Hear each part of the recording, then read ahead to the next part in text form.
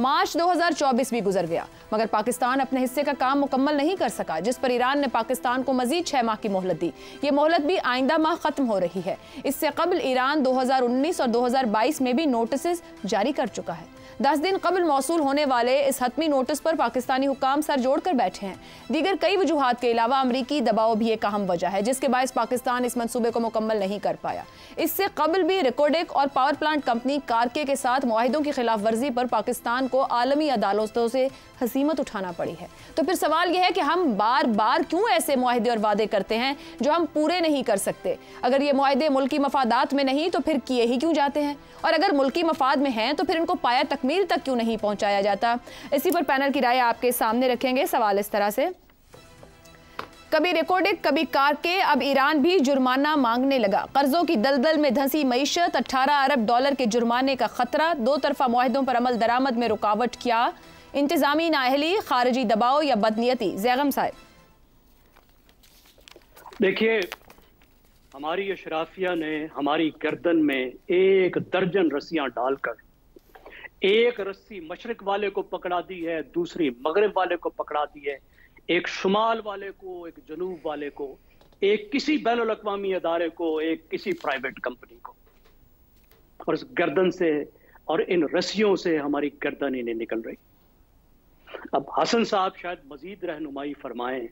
मेरा तो ख्याल है कि 1857 से लेकर अब तक जो हमारी अशराफिया की मौजूदा नस्ल है, इससे ज्यादा बदनीयत और इससे ज्यादा नाअहल अशराफिया कम से कम इस दौर की तारीख की तो कभी नहीं रही। आप जरा क्राइसिस मुलाहिजा फरमाएं।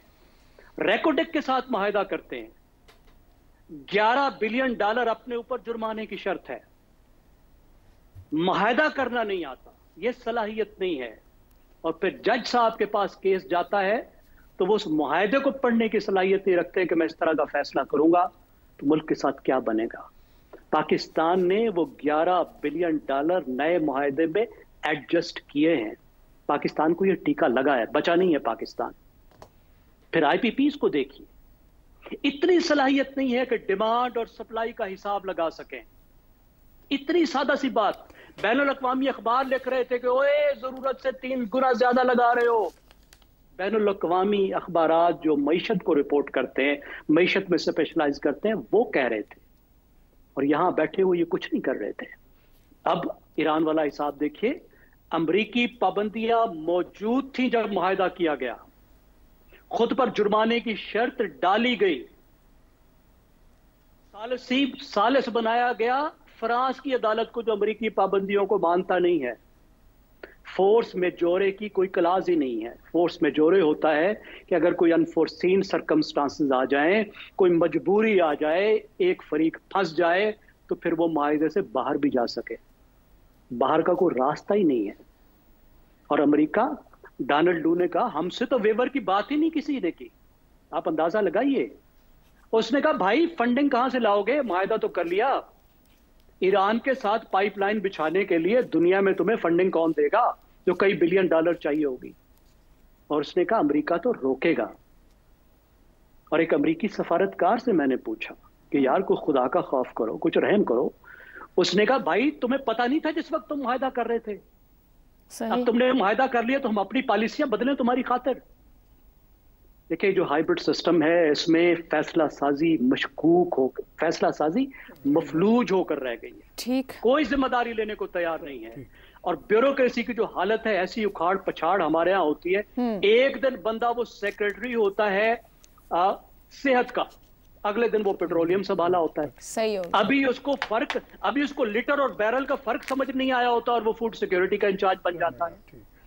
तो ये आपको बुनियादी तब्दीलियां करनी होगी अगर मुकम्मल तबाही से बचना है तो। ठीक है, अबसार साहब, हम मुआहिदे पूरे ही क्यों नहीं कर पाते, तो करते क्यों हैं फिर ऐसे मुआहिदे? देखें, आपने एक लफ्ज़ यूज़ किया हजीमत।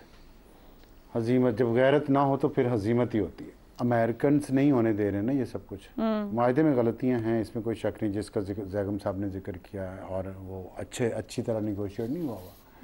लेकिन इसकी वजह ये नहीं है कि हम इसको पूरा कर देते तो ये सारी जो गलतियां नज़र आ रही हैं ये होती ना। हमने पूरा ही नहीं करना था, हमने सियासी खेल खेलना था, खेल लिया। ہم تو جو پیٹرول وہاں سے ایران سے سمگل ہو کے آتا ہے اور سامان جو دوسرا سمگل ہو کے آتا ہے، ہم اس کے لیے قانونی تجارت ان کے ساتھ نہیں کر سکتے. ہم اتنے ڈرپوک اور ہمارے ضمیر اتنے گروی رکھے گئے ہیں مغرب کے پاس، جن کے پاس اختیار ہے. میں آپ کو لسٹ دے دیتا ہوں پچھلے 4-5 ارباب اختیار کی. دیکھ لیں وہ کہاں ہیں، ان کے اثاثے کہاں ہیں، اور ان کے انٹرسٹ کہاں ہیں، ان کے بچے کہاں ہیں. تو کون کھڑا ہوگا امریکہ کے ساتھ؟ کون کہے گا کہ نہیں ہمیں تجارت کی ضرورت ہے ایران کے ساتھ، ہمسایوں کے ساتھ ہم نے کرنی ہے؟ تو بس یہ بیلنس کرنے کے لیے مجھے اس طرح پولیٹیکلی کریکٹ ہونا نہیں آتا کہ میں کہوں کوئی مشرق سے کھینچ رہا ہے، کوئی مغرب سے کھینچ رہا ہے، کوئی شمال سے، کوئی جنوب سے. ہمیں اپنا مفاد عزیز رکھنا چاہیے.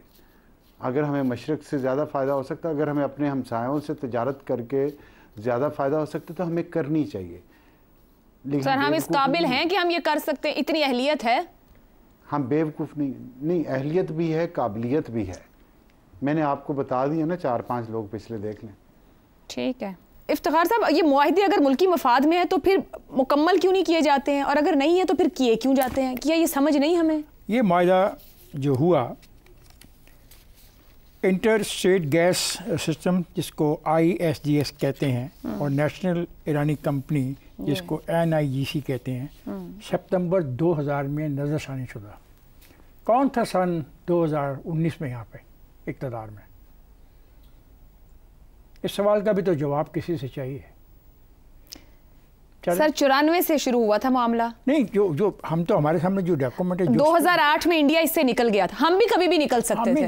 ہم وہ بات انہوں نے کر دی نا کہ ہماری ڈرافٹنگ ہی اچھی نہیں ہے. بات یہ ہے کہ 2019 میں جب اس کو ریوائیو کر رہے تھے تو وہی غلطی کی جو ریکارڈنگ کے معاملے میں غلطی کی، اور یہ بالکل ذمہ دار وہ جو ہیں ان کا ٹرائل ہونا چاہیے.